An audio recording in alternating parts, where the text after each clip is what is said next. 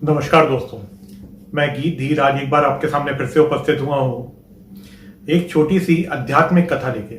मित्रों, ध्यान रहे, ये कोई लघु कथा नहीं है, आध्यात्मिक कथा है। इस वीडियो को अवश्य पूरा देखें अगर आप देखना चाह रहे हैं तो, क्योंकि अर्थ तभी समझ में आएगा जब आप इसको पूरा देखेंगे। एक लड़का था, उसका एक ही काम था कि अच्छे से खाओ, जम के, और कुछ मत करो। तो वो इसी चीज पे केंद्रित रहता था कि जम के खाता था और डट के सोता था। इससे उसके घर वाले काफी परेशान थे। उसको कई बार समझाया कि कुछ काम करो, कुछ काम नहीं कर सकते तो घर वालों को कुछ हाथ बटा दो, परंतु नहीं, वो तो केवल जम के खाता था और डट के सोता था। तो एक बार परेशान होकर उसके घर वालों ने उसको सबक सिखाने के लिए घर से निकाल दिया। उसके लिए अब चिंता का विषय ये नहीं था कि मुझे घर से निकाल दिया, मैं क्या करूंगा। उसके लिए चिंता का विषय ये था कि अब मैं कहां से खाऊंगा, क्योंकि जब वो इतना खा लेता था तो वो किसी काम का नहीं रह जाता था। उसकी सोच सीमित हो गई थी, वो सिर्फ खाने पे ही विश्वास रखता था, उसका वहीं मन लगता था। जब वो घर से कुछ दूर चला तो उसको एक साधु महात्मा जी, महाराज जी मिले।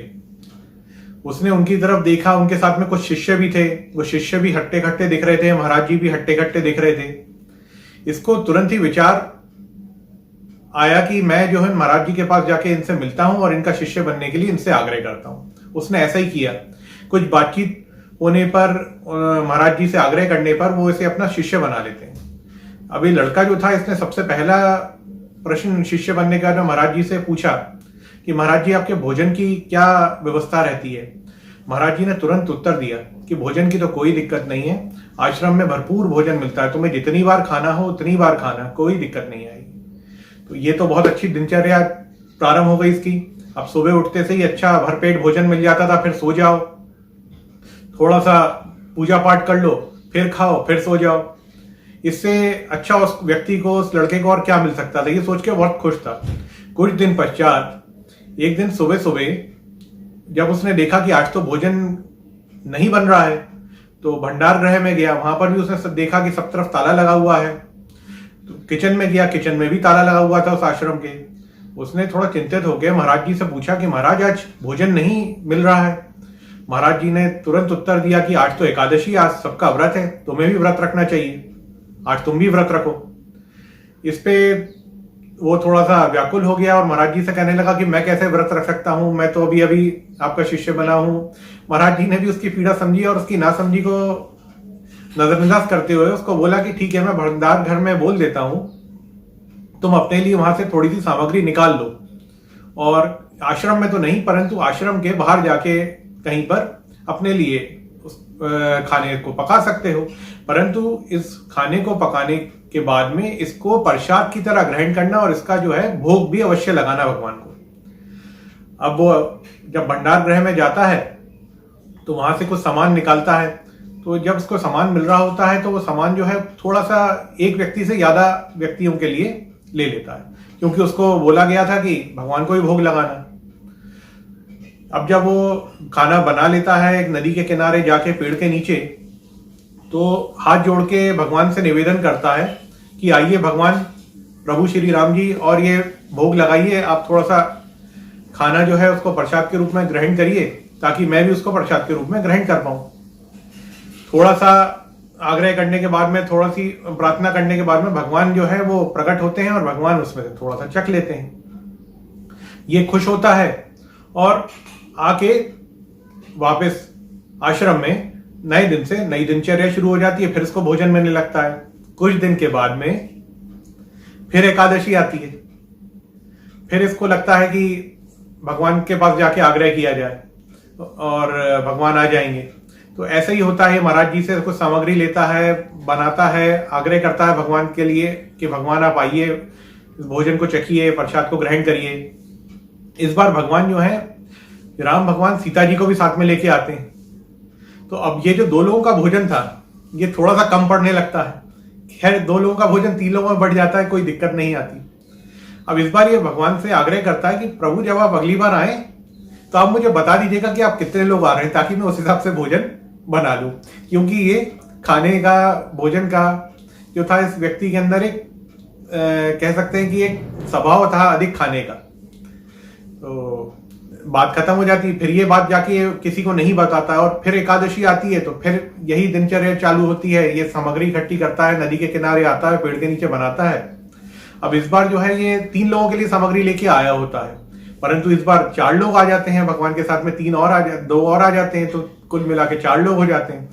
इस बार ये भगवान को बोलता है कि भगवान आपने मुझे बताया नहीं कि आप जो है लक्ष्मण जी को भी लाएंगे, सीता जी को भी लाएंगे, तो मैंने भोजन तो 3 ही लोगों के हिसाब से बनाया था। अब अगली बार जब आप आए तो मुझे पहले बता जरूर दीजिएगा कि आप कितने लोग आ रहे हैं, ताकि मैं उस हिसाब से भोजन बना लूं। भगवान भी इस बात को बहुत सरलता से लेते हैं और चले जाते हैं। ये भी आ जाता है आश्रम में। अब अगली बार ये सोचता है कि थोड़ा 4 लोगों के हिसाब से भोजन ले चला जाए। तो जब ये 4 लोगों के हिसाब से भोजन लेने की बात करता है तो भंडार घर का जो व्यक्ति था वो महाराज जी को जाके बताता है कि ये 4 व्यक्तियों के हिसाब से भोजन मांग रहा है।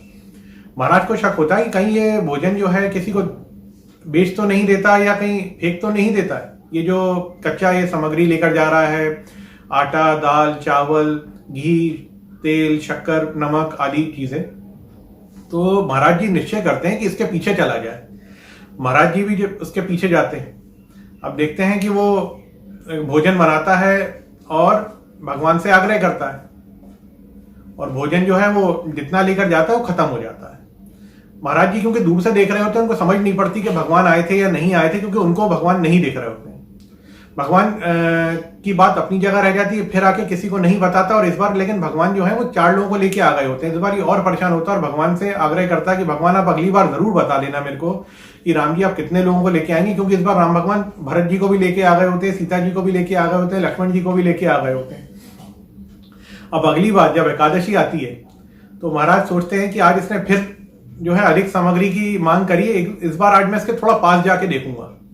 लेकिन इस बार ये जो शिष्य था, ये जो लड़का था, ये भोजन बनाता ही नहीं है। ये भोजन एक तरफ रख देता है और उसके पहले ही भगवान की आराधना करके उनको आमंत्रित कर देता है कि आप आइए प्रसाद चखिए। अब जब भगवान आते हैं तो इस बार भगवान जो है वो सीता जी को, लक्ष्मण जी को, भरत जी को, साथ में हनुमान जी को, और हनुमान जी के भी 1-2 साथ में जो है वानर लोगों को लेके आते हैं। तो इस बार भगवान बोलते हैं ठीक है भोजन परोसो। तो अब ये भक्त बोलता है कि इस बार तो मैंने भोजन बनाया ही नहीं, अब ये सामग्री पड़ी है, अब आप ही बना लो, क्योंकि मुझे नहीं मालूम था आप कितने लोगों को लेके आओगे। वैसे भी इतने लोगों को आप ले आए हो कि मुझे तो कुछ मिलने वाला है नहीं। तो भगवान बनाते हैं और खाने लगते हैं, थोड़ा सा कुछ इसको भी मिलता है। इतने में महाराज जब पास आते हैं तो महाराज देखते हैं कि प्लेटें तो बहुत सारी लगी हैं, परंतु खाने वाला तो एक ही इंसान है। तो इससे बोलते हैं कि ये भोजन इतने सारे प्लेटों में किसके लिए लगाया? तो बोलते हैं आप देख नहीं रहे, सामने भगवान बैठे हैं, प्रभु श्री राम हैं, श्री लक्ष्मण जी हैं, सीता माता हैं, हनुमान जी हैं, वानर सेना के भी 2 लोग हैं।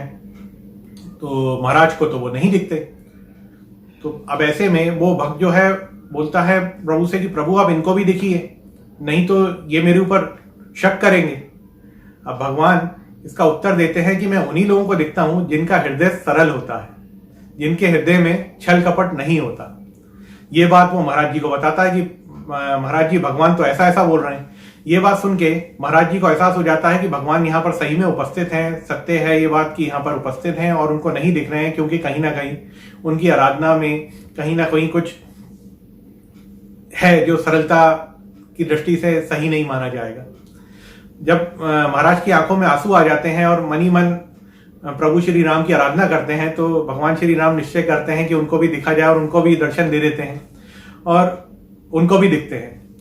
तो मित्रों, आज की जो ये आध्यात्मिक कथा है, इसका अर्थ केवल इतना ही है कि सरल हृदय, सच्चे मन से अगर कोई चीज की जाए या सच्चा व्यक्ति हो तो उसके साथ कभी अन्याय नहीं होता। कहीं ना कहीं उसकी रक्षा, उसके लिए जो है पूरा समर्पण भगवान, वो ऊपर वाले वाहिगुरु सब लोग रखते हैं।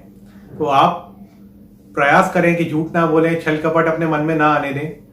निश्चित रूप से आपके साथ अच्छा होगा। ठीक है मित्रों, नमस्कार करता हूं, प्रणाम करता हूं आप सभी।